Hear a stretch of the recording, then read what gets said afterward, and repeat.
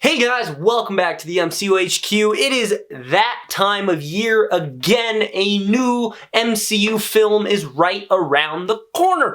And because there's so much Marvel content, you can't possibly be expected to rewatch all of it before Ant-Man and the Wasp Quantumania comes out. So I have constructed various lists of what you should watch to prepare for Ant-Man and the Wasp Quantumania. Now, as with all of these, some of the stuff I'm going to talk about is purely speculative. I build these based off what I've seen in the trailers and the marketing. So, some of the stuff probably not going to be important at all. Take my Multiverse of Madness one, for example. Over half the stuff in that was not relevant to the actual movie. But I build these as what characters or storylines or ideas would it be nice to know going into the movie. So I have 4 today, and I'll start with the big one and work my way down. So the big one is just everything. Everything you need to know. And so this consists of 8 titles right here that I'll break down, and this list is everything Ant-Man related, Kang related, or multiverse related. Now the reason I have multiverse on here is 1, because this is a Kang variant from somewhere in the multiverse, and 2, we've seen from the trailer, it looks like there's going to be Ant-Man variants. I mean, he meets one, so safe to say there's going to be a couple variants in this movie that he will interact with. We know Kang has killed variants, so the concept of multiverse important. But anyway, let's look at these movie by movie. First one, of course, Ant-Man, where he was introduced. This is going to be on, spoiler alert, this one and the sequel are going to be on every one of the lists I'm going to tell you about in this video. So, introduction to the world, Scott, Hope, Hank, Cassie, who's going to be very important in Quantumania, and kind of crucial to Scott's decision. Next up, Captain America Civil War in here because Ant-Man's in here. This ties into Ant-Man and the Wasp, and it also lays the groundwork for him becoming an Avenger, and it's just a really good movie. Next up, speaking of Ant-Man and the Wasp, Ant-Man and the Wasp. The sequel to Ant-Man picks up from Civil War, ties into Infinity War, gives Wasp her suit. Cassie becomes more developed. Obviously, we got Hank. Janet comes in this one, and we know how crucial Janet looks like she'll be in Quantumania. So, and it's the sequel to Ant-Man. I don't know why you wouldn't watch it. Alright, next up.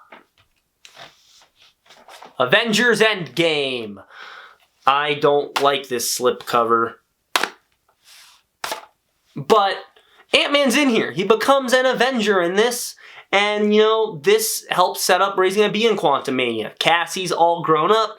He helped figure out time travel. He helped save the universe. Ant-Man gets a lot of time to shine in this movie. Not a bad one to watch. Although I watched it recently, so I don't think I can bring myself to do it again. Alright, so that's the last of the main Ant-Man stuff. Now we're on to kind of the supplementary material that dives into Kang and the multiverse. So, of course, we got to kick that off with Loki, not an actual Blu-ray. This is, it's Fantastic Four, but I put a custom cover into it so I could put it on my MCU shelf and then say I had everything. I also may have just broken the case. We're good. Loki, He Who Remains in here. Variants in here. Concept of the multiverse is really dove into in this series. I almost said this film. In this series. Seriously? No, go away. Siri just went off because I said the word series. So, there you go. Also, Loki is just, like, a really good show. Next up, this is the one you could skip, but it's What If. This is Captain America 1990, I'm pretty sure. Oh no, there's Rise of the Silver Surfer. But What If dives more into variants, more into the multiverse. That's all that does. And then the last 2 things here I have, because this is the true multiverse stuff. And whether Ant-Man is diving into the multiverse in this or just seeing variants or whatever weird time thing Kang is doing, we know Kang is a multiversal traveler. He's not a linear traveler. He's killed people from different timelines, yada yada. He's friggin' gnarly. So, while we're looking at alternate universes, let's look at Spider-Man No Way Home. That gives us variants. Yeah, it's been out over a year. Toby, Andrew, all those villains, all those variants that aren't from 616 crossing over, we get in here, kind of connects really well with Loki and the next thing we're going to talk about, and What If, and probably with Kang.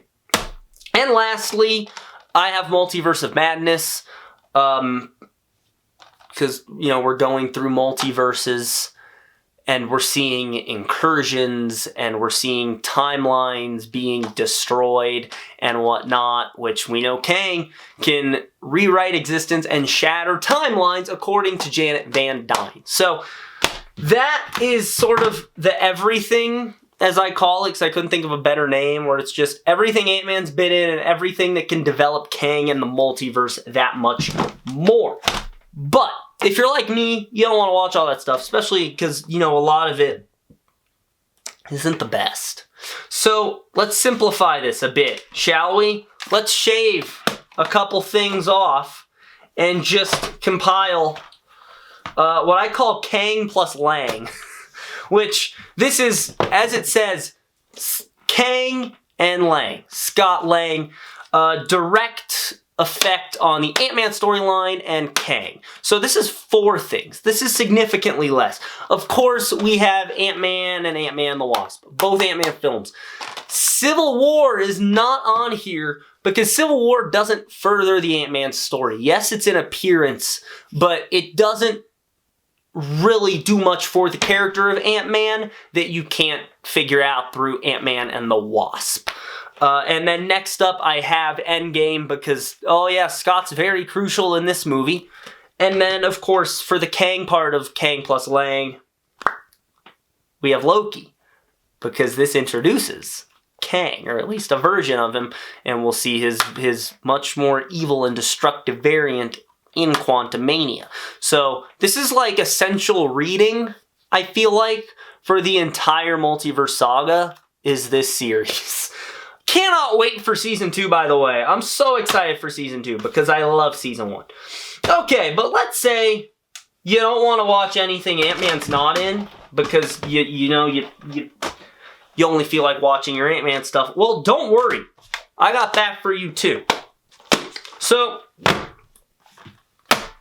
this is Ant-Man only. This is every appearance Ant-Man has had in the main 616 timeline. It's 4 things. It's Ant-Man, Captain America Civil War, Ant-Man and the Wasp, and Avengers Endgame. So if you just want to catch up on your pure Ant-Man appearances, those are the 4 things. Yes, he was in What If, but in like 1 episode, he was just ahead. But let's say you want to go even simpler. You guys know where I'm going with this. You want to go even simpler. That's too much for you. You only want to watch yourself 2 movies to prepare for the 3rd installment of the trilogy. Mind blown. The 2 Ant-Man movies. Because really, that's all you need. And that's all I plan on watching. Because I don't want to rewatch some of these. Either A, because they're just not good. B, because I've watched them recently. Or C, which is all of the above. So both Ant-Man films right here. This is what I'm going to do. I'm going to go 1, 2, Quantumania. That'll be fun. But yes, that's all I got for you. This is much less complicated than some of these have been in the past. I know, like, Multiverse of Madnesses and Love and Thunders, I feel like I have a lot more to talk about. Ant-Man's is pretty self-explanatory because his story doesn't span as vast and broad as some of the other characters. But there you guys go. So what are you planning on rewatching before Ant-Man the Wasp Quantumania? And how excited are you for Quantumania? Let me know all that down in the comments below. Also leave a like on this video, subscribe, click on the bell icon to receive all notifications from the M2HQ. That's going to be it. Have a great day, guys.